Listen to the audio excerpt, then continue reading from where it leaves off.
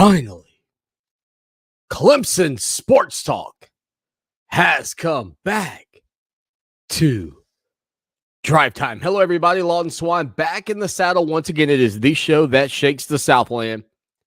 Clemson Sports Talk for you each and every afternoon as you make your way around the great state of South Carolina and beyond, listening to us on incredible radio stations like Fox Sports Radio 1400, the Midlands, heard around the world on the iHeartRadio application. Download today. It is free. Thank you for being a part of this program as we hang out with each other here, talking a little college football, talking a little Clemson 5-0, talking about the fact that there are 16 teams still undefeated in college football. Woo! Yes, and your Tigers are one of them. 803-450-0086. That is a text line. That is a phone line. And again, as long as you're willing to call and participate in the program, please know the name. But losing 6 coaches the previous year off a team that won the ACC, won 12 games, won the Orange Bowl, and 6 coaches fly the coop. What's your name again? I'm sorry, sir. Just call me Swanny. Swanny. They can't pay these people. They can't pay because they haven't managed their books properly. That is amazing. 803-450-0086. 25,400 of you and more now follow us on Twitter. We are rapidly growing the Instagram at Clemson Sports with a little underscore at the end. Great content, great graphics, and I hope you like the show. John Blau, Charleston's Post and Courier, joins us in hour number 2. Clemson will be on ABC for the second consecutive week at 7:30 p.m. at Boston College. Next week at Tallahassee against Florida State. Same, like they said for Batman, same bat time, same bat channel. It'll be Clemson at Florida State, 7:30, ABC next Saturday. But Chestnut Hill, the Chowdah edition. I'm not going to lie to you. Yesterday we had Mike Uva on the program. He was in Boston, and he mentioned getting some Chowdah, the Chowdah Heads.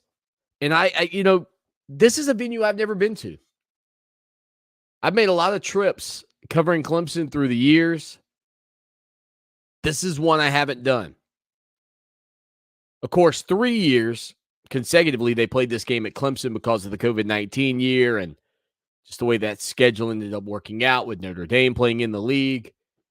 So Clemson hasn't been up to Boston College in a while. And I do think that it was a fortuitous timing that this game is early October versus mid to late November. Going to be a red bandana game. Again, we talked about Wells Crowther here on the program yesterday and his sacrifice and what that meant.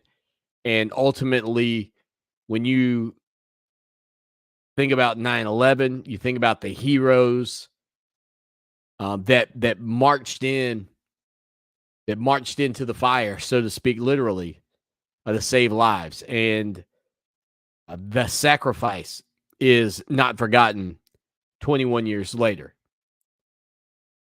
But venues and towns and places that you have not been is the topic du jour. And I think, so I'm a little different than most in that for me, I honestly love clam chowder. And I know there's probably a portion of you that just don't like it. You're not going to like it. You've never liked it. You don't even like seafood. But I have this fascination with really good clam chowder. And I've never been to what I would consider to be the home of clam chowder. Family ties back to the Mayflower. Some of you are thinking, yeah, right, Swanny, sure you are. No, that's legit. Family ties back to the Mayflower. And my family has been to see like some cemeteries of individuals who came over on the Mayflower But I have not. I believe buried at King's Chapel there in Boston is Mary Chilton. I could give you the whole scoop. I'll just let you look her up. Nonetheless, I think when we sit here today and talk about towns in this league where you would want to go see Clemson play, if you've never been to Boston, wouldn't this be one? Beantown, this time of the year, if you were lucky, you could catch them on a season, where the Red Sox are, and I've known people that have done this in the past, but, they'll make their way up when the Red Sox are in the playoffs or getting close to the playoffs and catch a football game on Saturday and then maybe a Red Sox game on Sunday. Kind of make it a double header, if you will, of sports. But for the foodie in me, this would be the venue. Like, you can't, there's nowhere else in the league from Miami to Syracuse where I would say to you, this is a place that I need to go because of the food. Now, if Tulane was in the Atlantic Coast Conference, then yeah, I'd lean in on New Orleans. I'd say, you know what, that's a trip I need to make because of the food. But I've been there. I haven't been to Boston. And if I in San Francisco at the Fisherman's Wharf, you can get a sourdough bowl of clam chowder. Eat the bowl, the whole thing. I mean, that's great. But that's not New England. That's not the heart of where clam chowder started. As a matter of fact, if you put the foodie in me and you said, Swanny, you can go anywhere to watch a game, and the caveat is you're going because of the food, there's only one other place, I think, in America that I would go outside of Boston. And that would be to go see the Maine Black Bears, because you know what I'm trying to dig in on. How about some lobster? Or, excuse me, as the folks in Massachusetts say, lobster. How about that? Let me dive in on that. 803-450-0086, all you foodies out there. If food were the driving force to where you would go to watch a game, where would it be? And again, I think it's easy for me. I would probably go to Maine because I want the lobster, but if it had to be in the Atlantic Coast Conference, it's a no-brainer. It's Boston College. I mean, I don't know what they have up at Syracuse. Syracuse feels like a state fair type town to me. Like maybe they got I don't know, deep fried Oreos. Even still, I would lean in on my lobster and or clam chowder in the ACC over that. Virginia Tech, what do you have to offer me? Nothing. Maryland, if you were in the league, okay, if you were in the league still, Maryland, but of course we all know you packed up and left for the Big Ten. How dare you? If you were still in the league, you know the soft shell crabs that they've got there in Maryland? That would put you in the conversation. There's nothing in Miami. There's nothing at Florida State. I mean, unless I just want to go greasy spoon Atlanta in the varsity just because. But I'm definitely not doing that over. I'm not doing that over clam chowder for sure. I mean, heck, if I want greasy, I'll just go to the Beacon, right? Call it. That's what I'll do.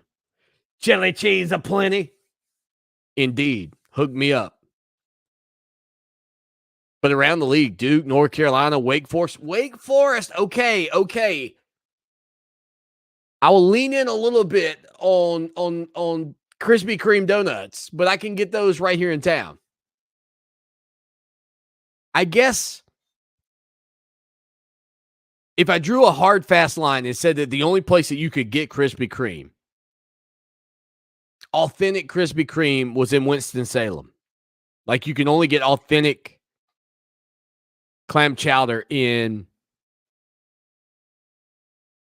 Boston, and I knew. Now that is tough. I tend to think I'd go Boston. Let me know what you would do. Where would you go just for the food? Is it Baton Rouge for for all the stews and the gumbos and everything that they make, alligator? Maybe it's Texas. Maybe you like that brisket. Maybe you like the pork out there, the barbecue. Maybe it's California. Who knows? Maybe you just need to go to, maybe you want to go to Washington and get some hummus. Where would you go just for the food in college football? As a matter of fact, I love the Taste of the Town segment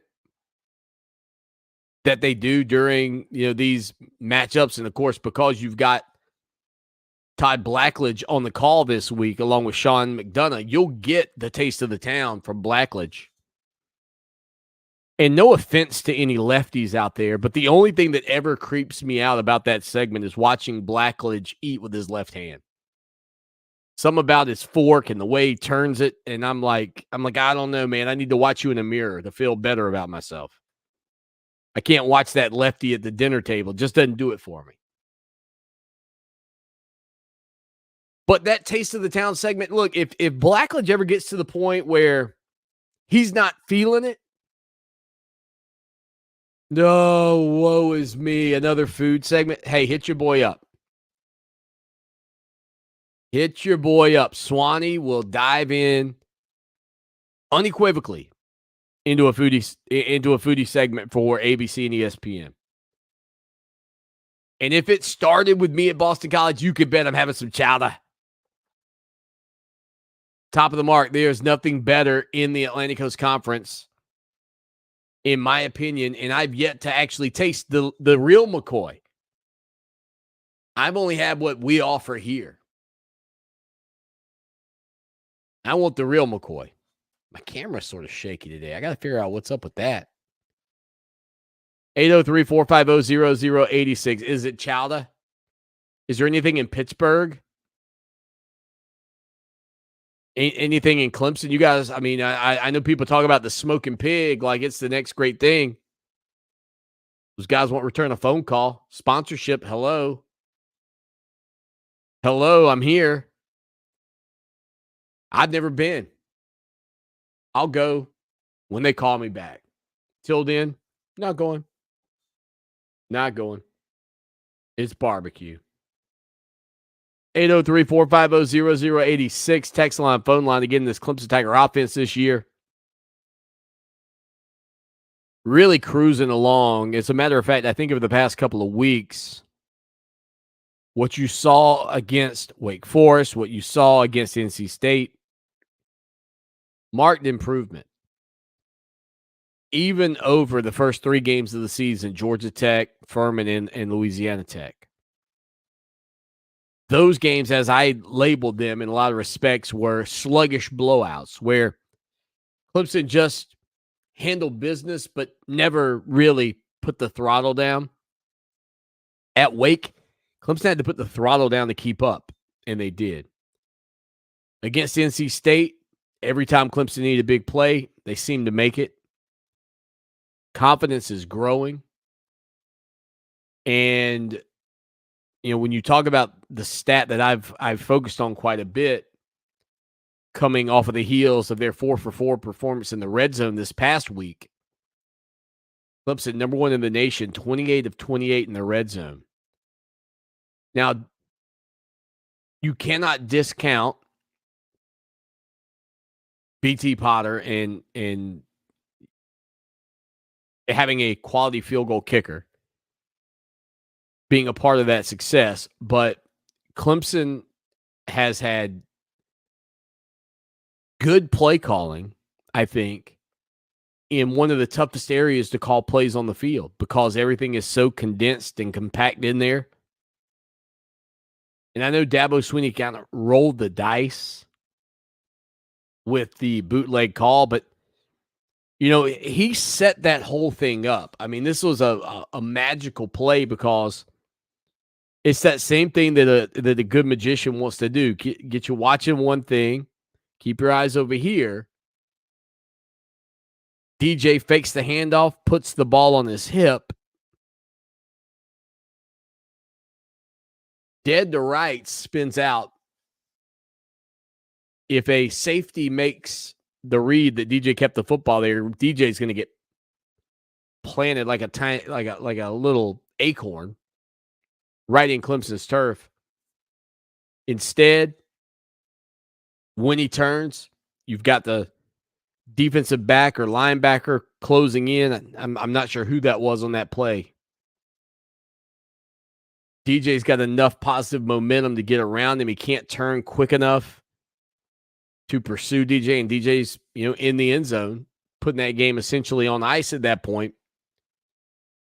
And so, to me, at this point, is this team flawed? Sure, everybody in the country is.